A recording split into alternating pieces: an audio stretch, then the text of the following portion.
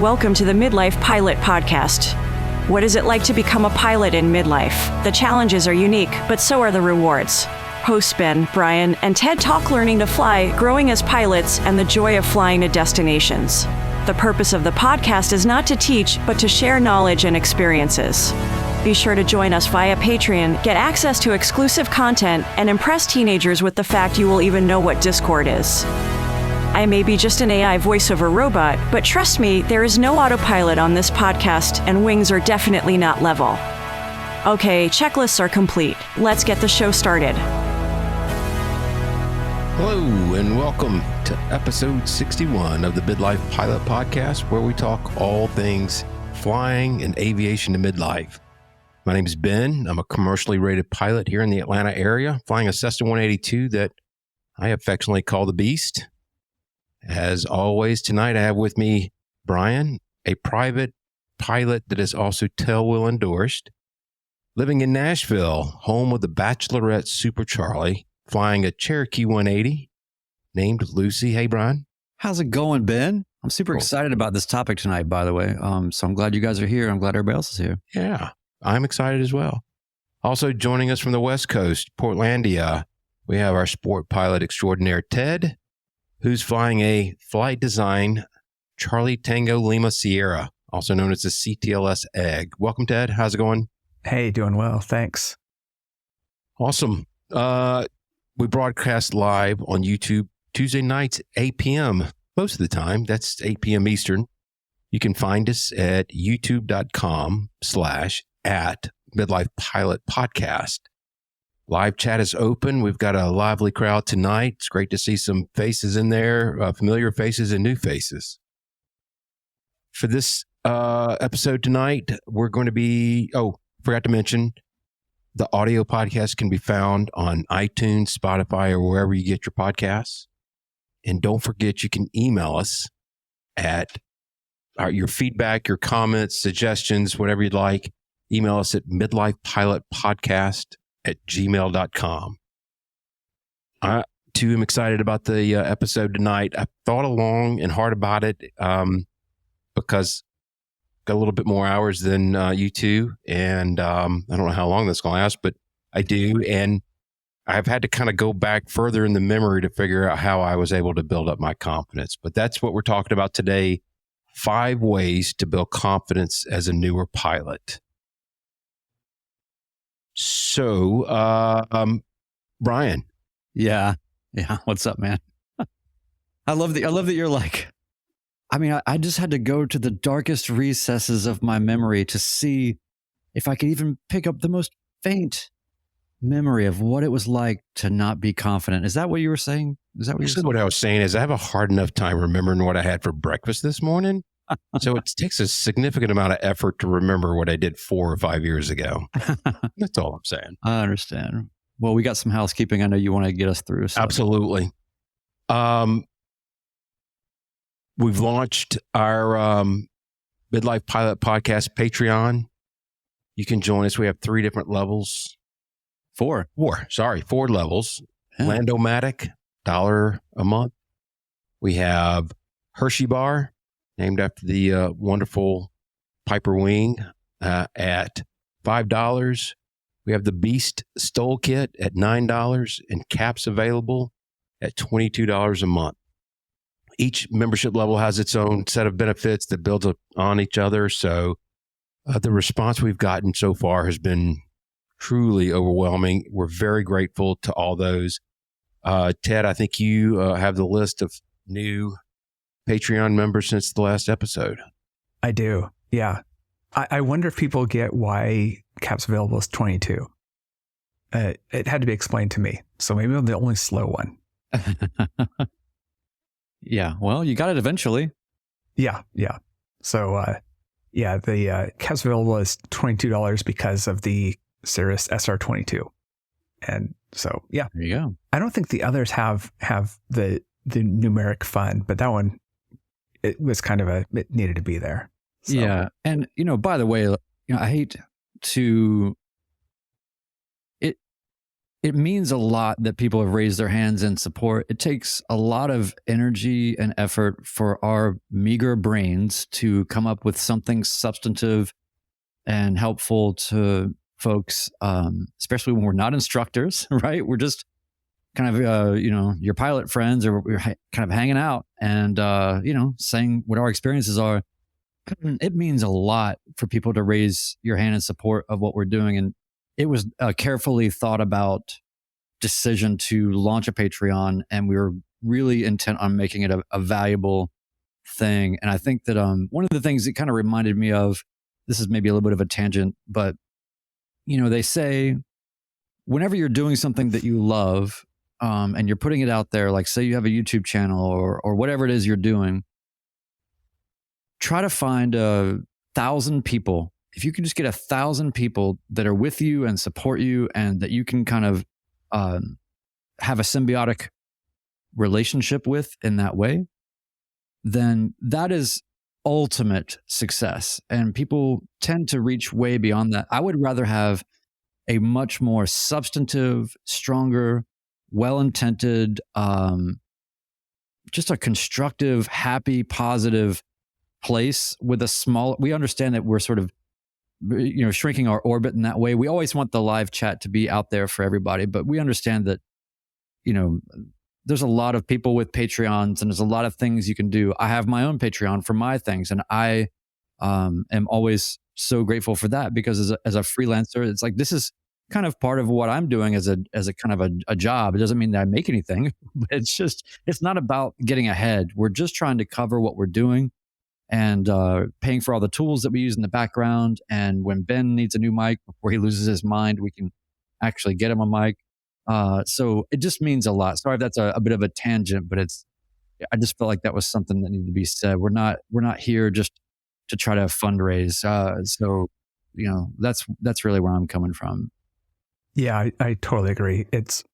I think the goal, we're not going to, get rich off this. The goal is just to cover our finances and it helps cover our expenses. So I just wanted to read through some of our newcomers. At the caps available level, Mike Alpha Golf upgraded from a lower tier, and really appreciate that. Alpha Lima joined us. At the Beast Stole level, we got Louis R, who joined us. At the Hershey Bar level, we gained Drew A, Robert G, Peter T, we know Peter, Nate W, we know Nate, Tyler S, Dennis K, Drew P, Paul B, Greg H. Down at Landomatic, we have Hakan and Julia Echo Foxtrot, Jeff. So want to say thanks to those people. We shout you out because we care, because it means a lot to us, and we want to have a relationship with you. That's kind of the goal here, is keep this at a personal level, and so we mean that in the non-creepiest way possible. Can it be creepy? Let's move. Yeah. I'm sorry. Go ahead, Ted. What if it is a little creepy? Sorry about that. Yeah. Anyway, we got a great topic you are from tonight. Portland, so yeah. We want to move on to our topic, and it's 5 ways to build confidence as a newer pilot. And I'm going to ask Brian if you'll give us maybe a level set of how we're defining confidence. I think we need to start there on a base level and then go from there. Yeah, and I actually have some notes here on that too, because so let me just back up a little bit. This topic was directly sourced from folks in the Discord community, because when you ask newer pilots, especially, I'm a newer pilot, Ted's a newer pilot, Ben is a newish pilot. But no, it's there's usually a handful of things you just hear very consistently about what are your greatest challenges. If you ask somebody what their challenges are, it's often around the idea of what we've been talking about a lot, which is expanding your personal minimums and those things. And I think that there's a real tie-in and sort of a corollary to confidence. And I think that first, if we're going to talk about ways that we, based on our experience, have built confidence as newer pilots. We should just maybe establish, as a baseline, what is confidence, because it's not hubris, it's not ego, it's not hyperconfidence or overconfidence. And I will just quote what our resident CFII Nate Ballard said, which I thought was really poignant. He said, I'd say self-confidence is amazing. We probably all need a little bit more confidence in ourselves overall. Confidence with a healthy side helping of humility is always a good combination in aviation. He goes on to say, some of the scariest pilots I have flown with were the ones that thought they knew it all and wouldn't listen to another perspective. And, for a flight instructor who's had nothing but people trying to send him into the ground, to have it be that the most unnerving people that he's flown with be the people that really feel like they know it all. I just took a lot of notice by that. So thanks for that input, Nate. And I think that for me, the confidence comes from, or the confidence is just a sure-footedness through your flows and your routines. And I'll say that, Ben, one of the things that when I was 300 hours ago or whatever it was, when I was still in my first 100 hours and I flew with you, I immediately knew that was a bar or a level of experience that I just observed. It wasn't anything particular about, his knowledge of all these things. It was just observing your flow and your comfort level in the plane, the way that you controlled the plane, the way that you did everything with, again, this is a little bit of a tangent, but there's this whole idea of do easy, where it's all about your efficient movement and grace and doing everything with care and methodical sequencing. And so a lot of that was exemplified to me early on, Ben, by you in terms of just how you interacted with the plane. The rest of that, by being calm and being so sure-footed in the way that you interacted with the plane, it not only exuded confidence, but it bred confidence in passengers or other pilots. And it says to me that this person has the situation under control. If you were sitting there saying, "Oh man, this is nothing, man. I do this all the time. Don't worry about this." And man, I don't know what the embodiment of the opposite would be, but that's the kind of confidence I don't want to be around. I think a quiet confidence. And it's probably the first time in 56 years anybody accused me of being graceful, but I do appreciate what you're saying. And honestly, that's bred from my witnessing my flying mentors, watching them operate their airplanes. And it's kind of like raising your kids. They're going to adopt things that you do, whether you intentionally try to teach them that or not. And I think it just, there's a lot of different ways to approach it.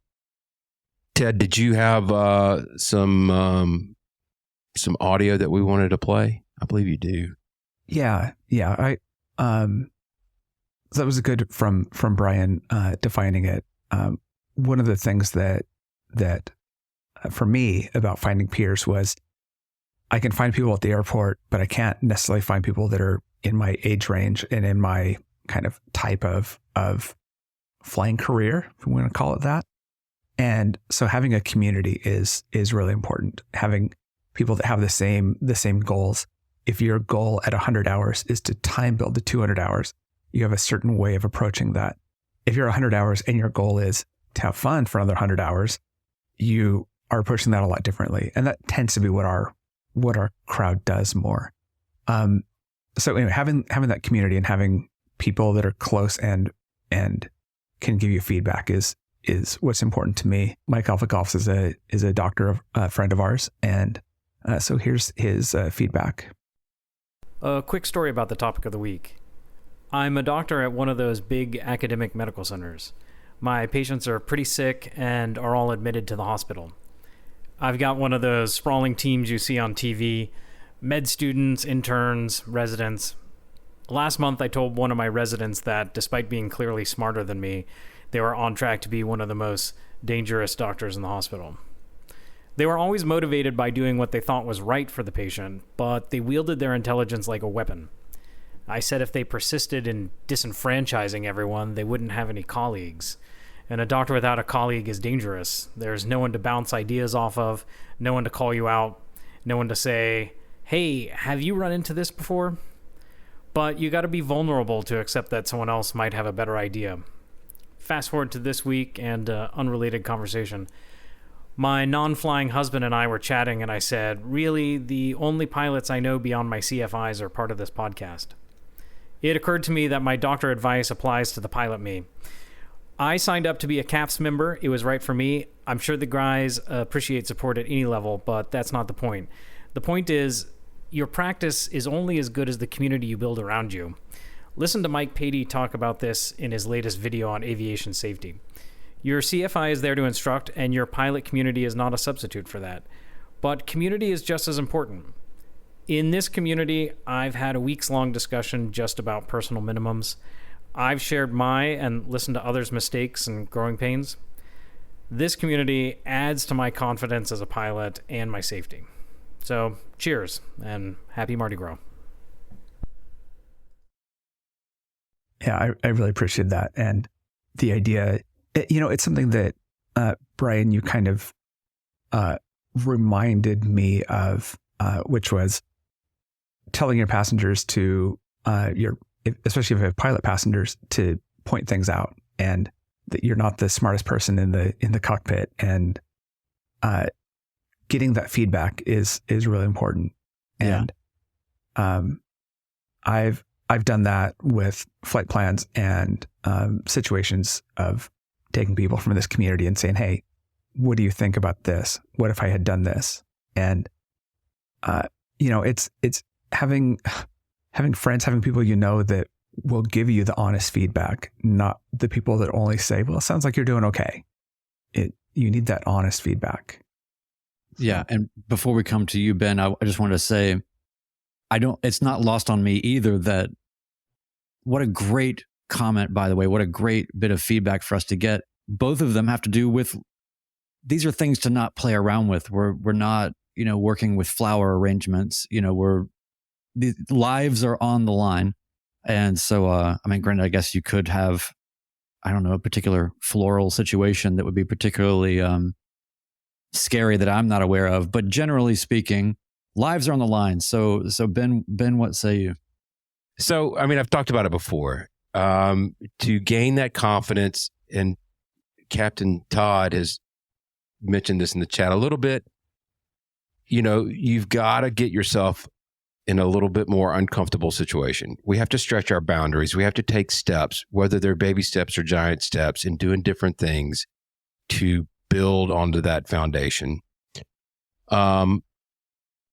Stretching your boundaries, go make yourself uncomfortable. Go get a checkout in a different airplane than you're normal to fly.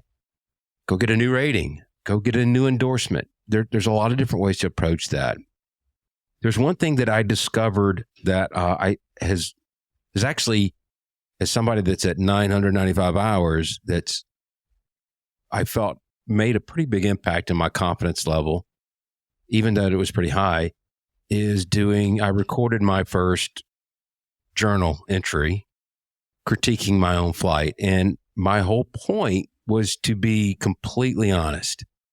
I had some interesting, I did a night currency flight with Stuart, my brother-in-law, who I shared the plane with. And it was some interesting conversations about our climb rates at night. I don't have to go into it now unless you want to, but I was able to record that on this book. And then when I go back and I read it a second time and even a third time, I actually added a few entries. It reminded me of a few of the things that I could have done better, some things that I did really well. And I think that is a great way to maintain your confidence, maybe is a good way to say that. So, it's going to be different for different folks. Somebody that's got 55 hours that just passed their certificate, gaining that confidence is going to do a nice long cross country solo by yourself. in accomplishing the mission. So, it's going to vary by person to person. Well, so you already mentioned my number one thing that I would reflect to others that's been definitely the thing that gave me the most confidence early on. I say early on, I mean, I've got 400 and some odd hours, I'm early on still. I'm still in the top of Mount Stupid, but there's really something about that first 100 hours, 150 hours where it is a trip, And so speaking of, that was the thing, is go somewhere far away that is going to take you more than one day to get there. I'm not saying fly 8 hours a day, I'm just saying fly somewhere for a few hours, up to maybe 5 or 6 hours, maybe in a day, once you kind of build up to that, and stay overnight somewhere and then go to maybe another place. So for me, it was incredibly valuable, number one, to remember why I did this in the first place, because airplanes take you places. You should go somewhere. Don't get too comfortable in doing your local routines. Planes are meant to travel. So start traveling with it. Find somewhere to go for some reason. It doesn't have to be anything. Definitely don't book anything. Don't book any hotels. Don't put any other means of pressure around the situation. But for me, when I flew 600 nautical miles in a day and got somewhere completely different, and here I am now on the coast of North Carolina, in a completely, and I flew over mountains to get there, and I definitely made a flight plan and actually paid a CFI to go over the flight plan with me, because I was concerned about the mountains and I was concerned about a lot of things. I wanted to have as much confidence as possible to do that trip, but there's only so much you can do before you just kind of have to just do it and start encountering it. And so for me, it was definitely the most confidence building, eye-opening thing that I did early on, which was just to set sights to somewhere far away and go there, because we've talked about this a lot. You don't get trained on how to deal with FBOs or where to park or getting marshaled, or what is the etiquette around tipping, or like whatever, just all of those little details. You get exposed to a lot of those interstitial, not necessarily immediately flying related things. And so I would say number one thing that I would recommend to build confidence is go on a multi-day, at least an overnight trip somewhere and back, because then once you're in a hotel somewhere and you're looking at weather and you're trying to figure out what you can do and what you can't do and all that, like that's when it all starts to come together and you start to realize, oh, I'm actually getting a weather briefing from flight service. And I'm actually, that's just when all those disparate pieces start to kind of come together. So that's my recommendation. I would say the important aspect, and the reason I brought up the journal, you're absolutely right. Those long cross countries, or just cross countries in general, going place to place, but also be aware that if you make it back home alive and it's a mission accomplished, don't get too far ahead of yourself. Right. You need to recognize mistakes that you make and be honest with yourself, because that's the only way you're going to get better. So I 100% agree. It was every new airport that I visited ramped my confidence level up a little bit more each time. And but I also, you need to make note of the times you screw up and learn from it. Yeah, I think that there's it's going to new airports is always that reminder of how well have I done my research? How prepared was I to go here? And landing, and it's like, okay, well, where am I going to park? Oh, I didn't even think about that, because you're so used to just going and flying the pattern and going to another airport and doing touch and goes. And so actually going and stopping is such a big deal. And what I have, I just did a flight this last weekend where it was like, okay, I'm not going to reserve a place, but I'm going to have plenty of places to stay. If I can't make it to this town, where else am I going to go? I have bailouts, and I've turnarounds and everything like that. And that's when you realize you do all that planning that you learned as a student, where just going from one airport to the next is pretty easy. But man, doing that overnighter, that extended trip, that's when you really, really learn. So I want to talk my other item in our list of 5. Talked about having a community of people that you fly with or that you can talk with. But the other part is flying with other instructors and pilots. I had a chance to do that early on, and I learned a lot. One of the things I really learned was the subtle things where you're at a new school and the CFI says, "Oh, you're really good at this," or you realize they're like, "Oh," whether they say it or not, you realize, okay, well, I'm really not doing well in crosswind landings. They helped me out with that, or whatever those things are. And that really gave me a lot of confidence when I was getting checked out on planes in different places. And you get the CFI who was surprised by how much you knew. And that was fantastic. That really made me realize, okay, I actually do know something at this point. I love that. I think people have varied experiences in their training. I had a very rarefied experience that maybe wasn't as great in the sense that I had one instructor all the way through. And any instructor and any person will generally say, mix it up, fly with different people in your training. But I think that this is another specific. So what you're saying was particularly valuable to me for sure. Because I had never flown with another instructor, so that was hugely eye-opening. But I think that the other part of it is there's a different feeling. They are more a companion in your rightful ownership of your own training at that stage. After check ride, maybe you've been out on your own for 20 or 30 hours. It's a really confidence building thing to take ownership over that post check ride time, do what you think is the best things, have some moments of uncertainty and some wins and all the things in between, and then bring in a CFI as sort of a kind of a check, and you can employ them for any number of things that you certainly did not do in your private pilot training, right? Like you probably weren't training, impossible turns, or I don't know, whatever the thing is that you can always have something greater within the private pilot realm that you're employing them to do. But I really think there's something special about that.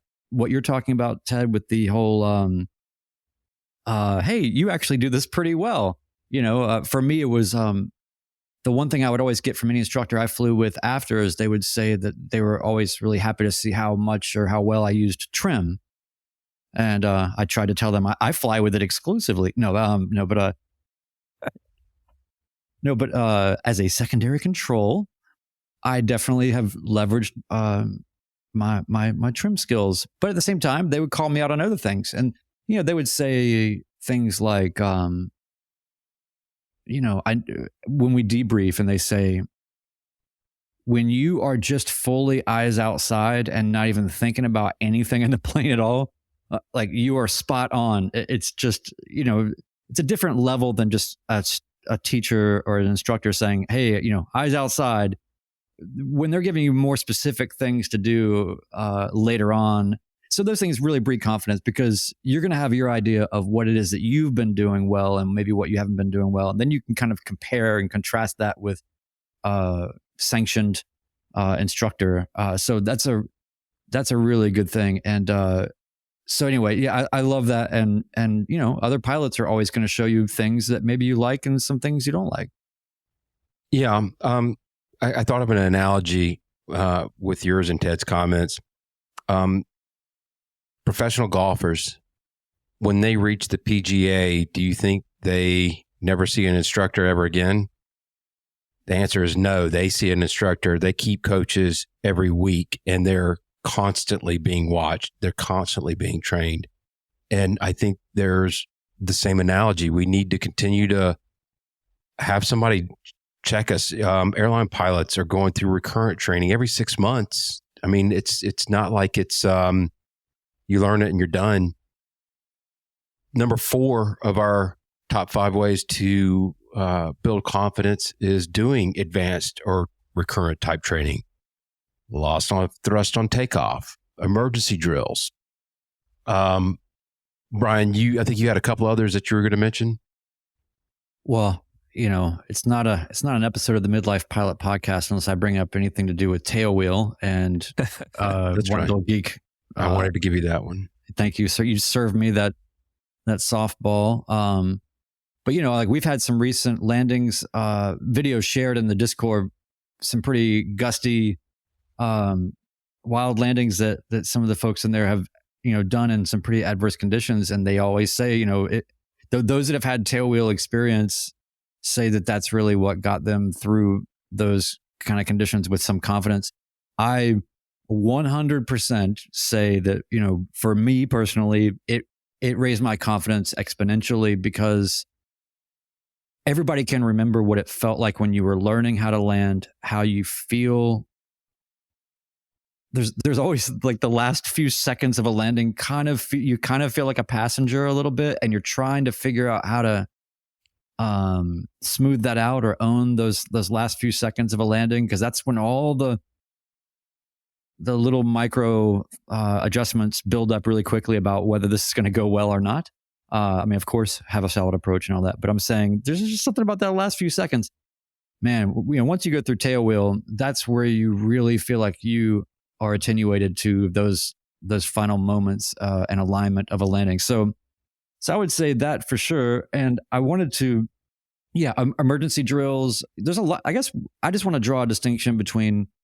It's real easy to say, if you want more confidence, well, just go get your instrument rating, go get a commercial, go get your multi. Like, that's great. Of course, all those things are going to build your confidence. But in the real world, where a lot of us midlife pilots are sort of maybe on a slower grind, really trying to wrench the most that we can out of a private pilot certificate and a license to learn. I think that even within that, there's plenty of things that you can bring an instructor in for, to help you polish up or to introduce you to new things within the rating that you have. So as much as it's nice to go get a tailwheel endorsement or whatever else, I don't want it to sound like it's all about getting that next rating. I think that that's almost a not a good thing sometimes. I think that sometimes people go a little fast, but that's, neither here nor there. But the last thing I want to mention is in our Discord, we've talked about crosswind confidence and building those minimums and all that. And I just want to say that, we talked about this, what was a few weeks ago, but go find the crosswinds on a consistent wind day when it's not gusty and challenge yourself within a reasonable spectrum of your minimums. And, that will breed a lot of confidence to get really comfortable with crosswind landings. So get out there and learn stuff and challenge yourself. I want you to ask or answer Biff's question, but before you do, I think the biggest level up that I did was probably 3 or 4 sessions of doing crosswind landings. Fortunately, here in Georgia, springtime can provide some nice consistent winds, and I'm fortunate that I have 5 airports around me that's in just about every runway configuration that I need. So no matter what, one of them is going to have a crosswind. And, it was just banging them out in the pattern, and, repetition is the mother of all learning. And when I took my wife somewhere and there was a pretty good crosswind and I greased it, I mean, that felt really good. That did so much for my confidence level. It was through all that practice. Yep. Yeah. So Biff's comment, how soon is too soon to add tailwheel, do you think? Is there a too soon, I suppose is the question, right? I don't think so. I mean, I'll be totally honest. With everything in life, when you look back, you go, oh, I coulda, shoulda, would have done it different. I 100% wish that I would have gotten I wish I would have done all of my private training in a tailwheel. I wish I would have done that from the very beginning. So I would say there's not a too soon. And, nobody's said to me, I've never heard anybody say, it's overrated tailwheel, pretty much it's universal that it's going to help you. So I would say there's no better time than the present. Definitely get after it.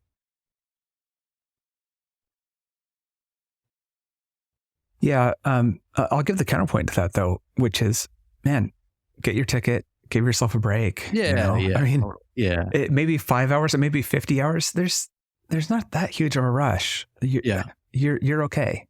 And yeah, I mean, there are definitely people that train in a tailwheel, right? Like that's a thing. Even now, it used to be, and it is now, but that doesn't mean you have to either. You can focus on getting your ticket. You can focus on getting a little bit of experience and then do it, or you can do it immediately. Whatever, it's all good. Did we do 5 things yet? I think we did. I got my 2. I'll just review my list here. Yeah. Is 5 too many things for us to keep track of? Yes. Apparently. Yes. So to recap, number 1, we kind of defined what confidence is. Confidence with a healthy side of a healthy helping of humility. Have a community. Number 3, stretch your boundaries. Be critical of yourself, but be honest with yourself. Number 4, advanced recurrent training, loss to thrust on takeoff, emergency drills, pattern work for crosswinds. And number 5, fly with other instructors or pilots. That's a kind of an overview of our top 5 of ways to build confidence. Can I throw one thing in there that we didn't mention? Yeah. That I think is huge. I think we have time for it. This is our podcast, right? We can do what we want. Yes, we can. Fantastic. Fly in busy airspace. That is a huge confidence builder when you just survive, all of the, if you're not used to that, to get vectored around and be on the radio with all the airlines and everything. It's just a huge confidence boost.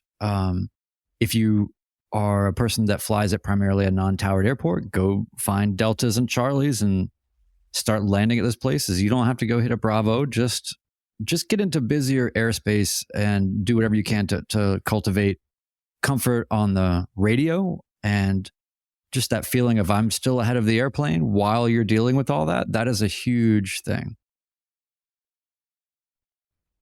So also, and I've seen this a couple of different times.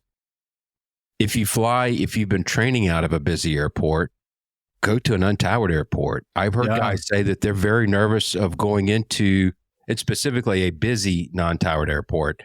That also will strengthen your confidence on the radio as well as pattern entries and things like that. Yeah,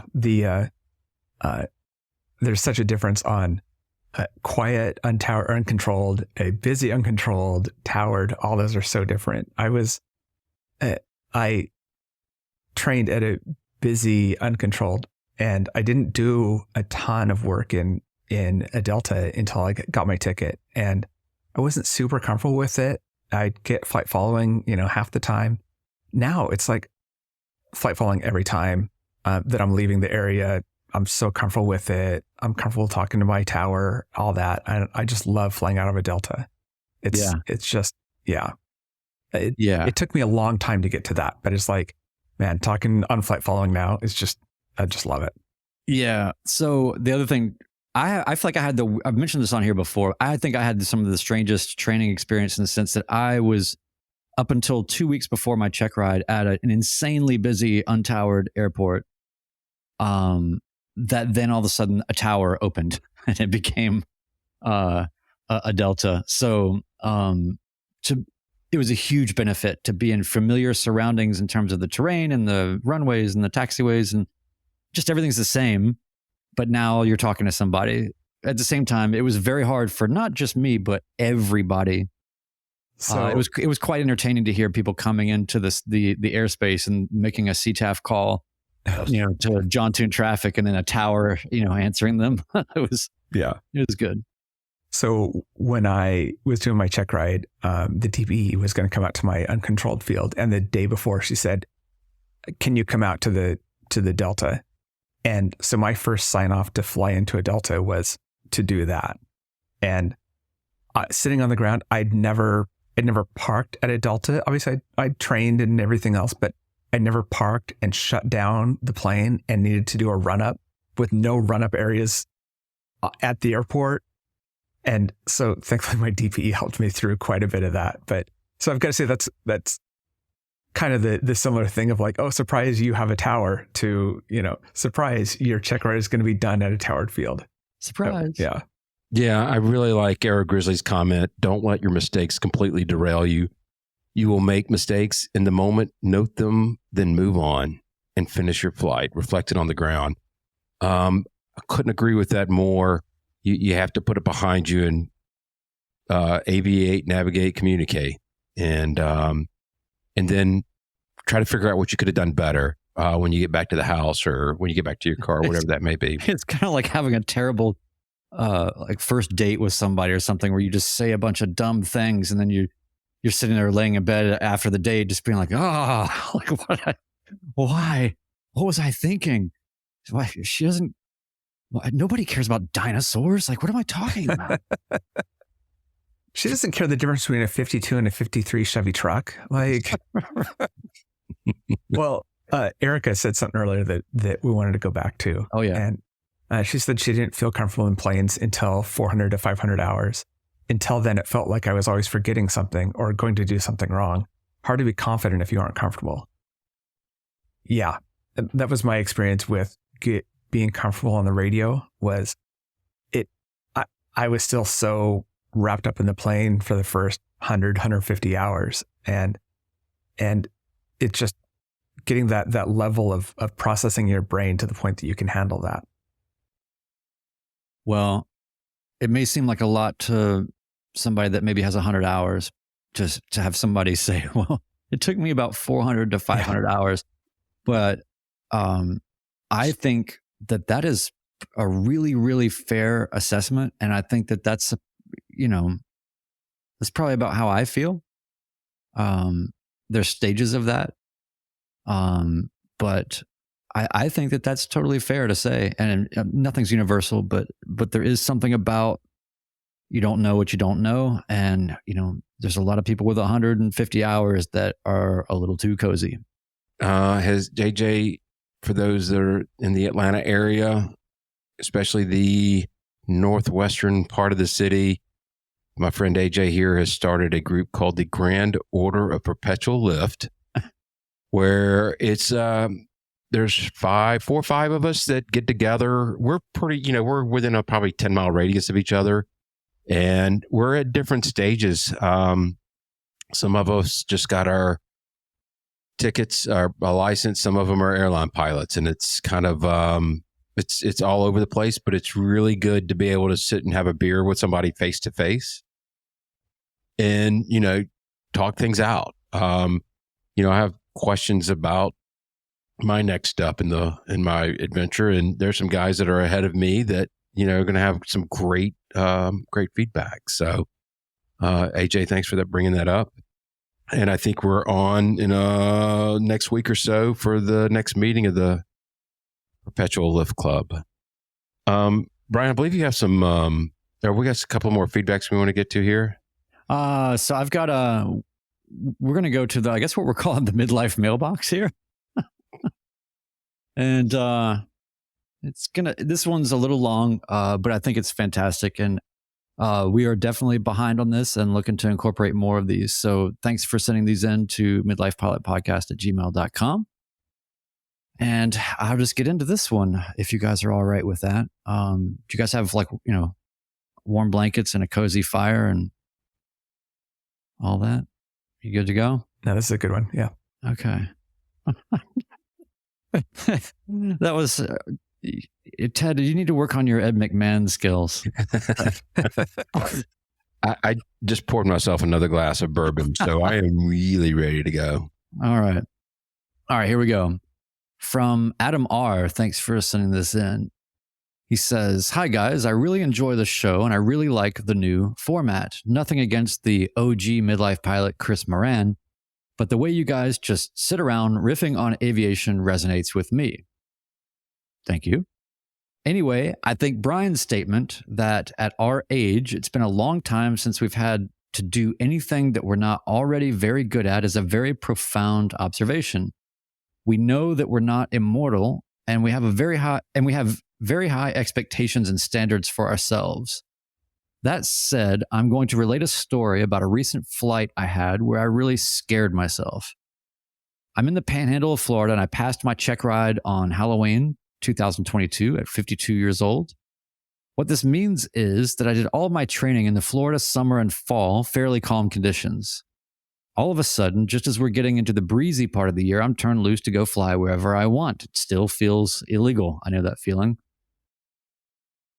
So between rental plane availability, the time change, and subsequent loss of daylight before the end of the workday, and very low personal limitations on crosswind components, I flew very sporadically through the remainder of the fall and the winter. In the summer, I got my tailwheel endorsement and a Piper J3 Cub and exclusively flew that into the fall, not very often due to rental availability.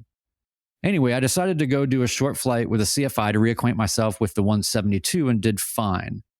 He notes also here that the tailwheel time really improved my skills in the 172. A week later, on a 95-degree day, I checked out a 172 for a solo flight and did the usual circle around my house.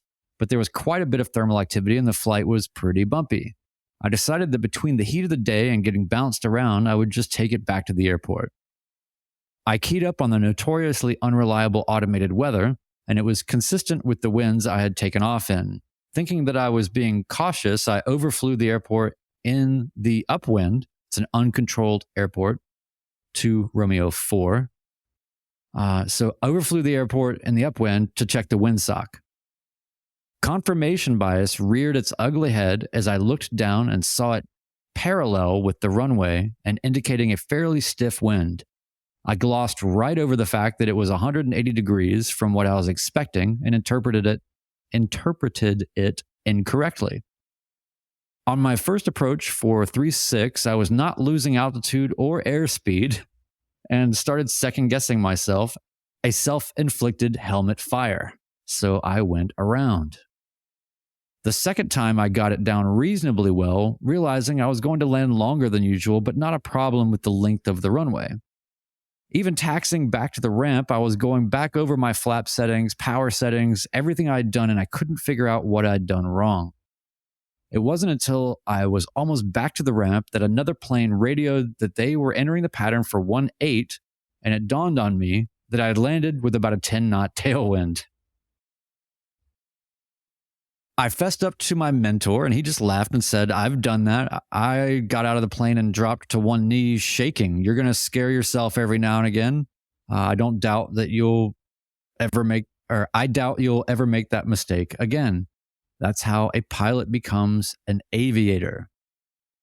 I share this because maybe somebody can learn from it, and I'd love to hear stories from other pilots about instances like this where they took a scoop out of the luck bucket and added some more to the experience bucket.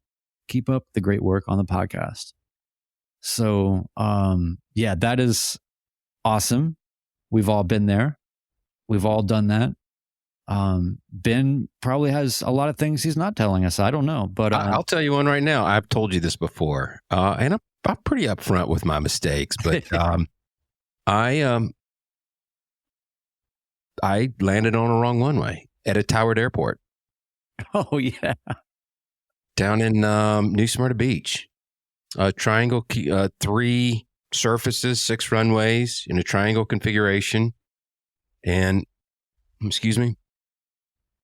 I was given a Cessna to follow, and there was a Cessna over the numbers, but there was also one on a different runway that was on short final, and that's what they intended.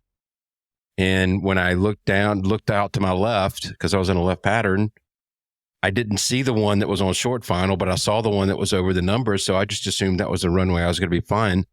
I bugged my HSI to the correct runway, and I get on the ground, and tower comes on and goes, 911, you landed on the wrong runway.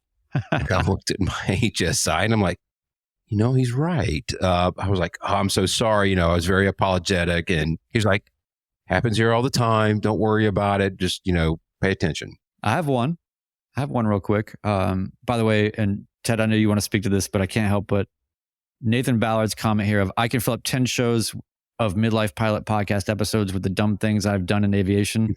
So I don't consider that a comment. I consider that an offer and a promise. So we'll get to that. But the thing that I did that was really goofy in the last year is, well, I'll kind of tell it backwards a little bit. I didn't realize that ForeFlight will tell you if you're about to land on the wrong runway at the wrong airport. I'm laughing with you, not at you. It will tell you. How do I know this? I was flying to Lawton, Oklahoma from Arkansas or something, and I was trying to work my way down to Texas, working around some storms. So I was flying to Lawton, Oklahoma, and that airport is right next to a military base airport. And the runways are perfectly aligned, sort of one before the other, exactly the same orientation. And, I'd been flying a lot of hours and maybe I wasn't as sharp as I should have been. And I wasn't familiar with it. And out there, at least for me, I'm not a flatlander type person in that sense. You know what I mean? Like when you get out there, everything just kind of starts to look, I don't know. It starts to look the same. And, but still, I'm not saying it's not my fault, but I came in and, it was a Delta that I was going into that was the second runway. And I was coming in on final, right there at the Air Force Base. And I got down to maybe 300 or 400 feet and realized that I was basically about to do a low approach, which I did right over this base, and then kind of picked it up a little bit. And it was just a short another couple of miles to the next one, When you looked out your side window and saw a bunch of M16s pointed in your direction. Yeah, I just thought, wow, this is going to be the most, I was telling somebody this the other day, and I said that it was going to be the fastest FBO service that I'd ever seen. But ForeFlight said something while also at the same time I'm realizing, while also the controller at the airport where I'm going goes, hey, you wouldn't happen to be. And I was like, yeah, I just thought, this is it.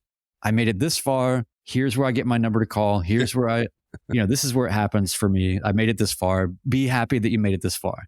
Well, the controller goes on to tell me, he's laughing and he was just like, it happens every day. It happens all the time. Do not worry. Because I was mortified. And I think he could tell that I was kind of beating myself up a little bit. So he had a good laugh with me several times about it. But, in retrospect, looking at it, it should have been a very easily avoidable thing. It was just a lapse and just a little bit of an awareness thing. So I have put some things in place to make sure that can't happen again. And that's how that works. That's something that happened to me a couple of times and I felt so dumb about, which was lining up to the wrong side of an airport or calling yourself, saying you're at the wrong side of the airport, calling the number for the wrong direction, those types of things. And why is it that I made it this far in life with pretty good navigational skills and I can't tell if I'm on 02 or 20 when I'm announcing it? Why, when they say come in on left downwind 25, am I on the wrong side of the runway?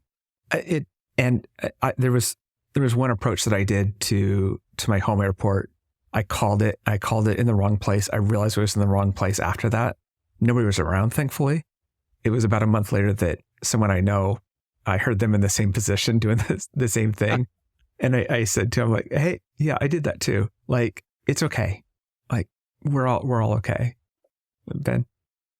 I have one more, and people have done this. It's not that unusual, especially living or flying from under a Bravo.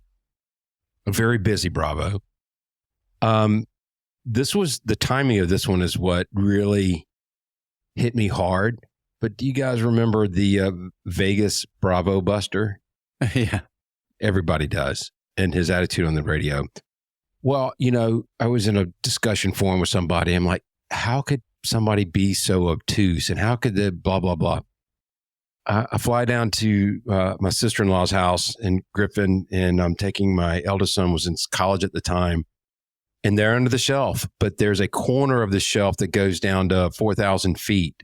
And my son's telling me, just yapping away, and I'm trying to get in touch with Atlanta Approach. And finally, I tell my son to be quiet, and I hear them call my tel number, and they've been trying to get a hold of me. And they go, yeah, you're in the Bravo. You need to exit immediately. And this was like 3 days after that whole incident. I'm thinking, how could somebody be so obtuse? And yet here I am being completely obtuse. Exhibit and flying A. the Atlanta Bravo. Let's hit on one more thing, and then we'll wrap things up. But I think, Ted, you've got something you want to mention about a round table.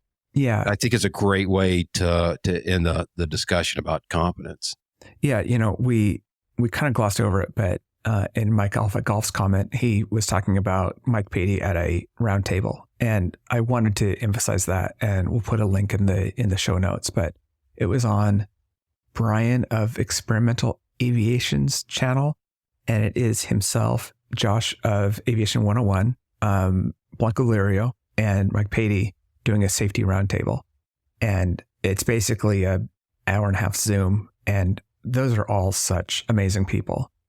But Patey talks about a couple of things, and one is about friends and about being in a group of friends that celebrate not following somebody else in on a tough landing. It's okay to do that.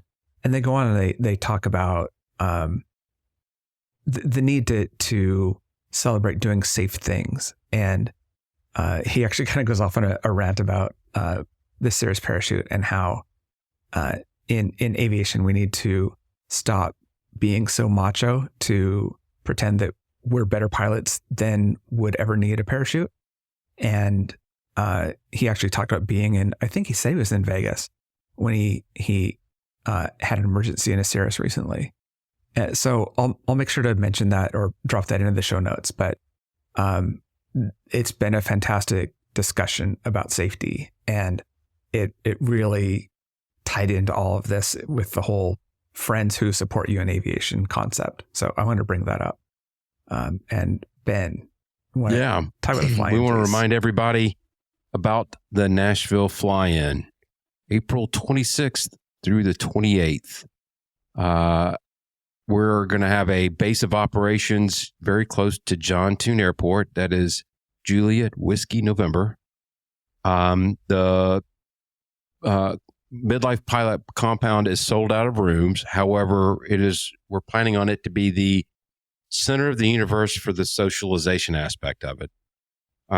We've got different itineraries or different spots for you to go check out. And we can get into more of that when we get closer to the event. We're also going to be updating our website. Not yet. We're going to wait till we get a little closer to it, but we want to try to get a head count to find out, how many people are coming in total. So keep your eyes and ears. We'll be sending out an announcement on that. Yeah, and if you have any questions, just email us, midlifepilotpodcast@gmail.com. It will be a rain or shine or, around here, tornado. I don't know, whatever. It could be anything. We're going to do this thing, whether the flying is no good or not, because it's not about the flying as much as it is the hang and the people. So, and I did note on my calendar that March 3rd is usually when the gradient winds come in there and flip planes over right. and destroy March towers. 3rd. Yeah, we specifically planned the fly-in at least a month, almost 2 months away from that date.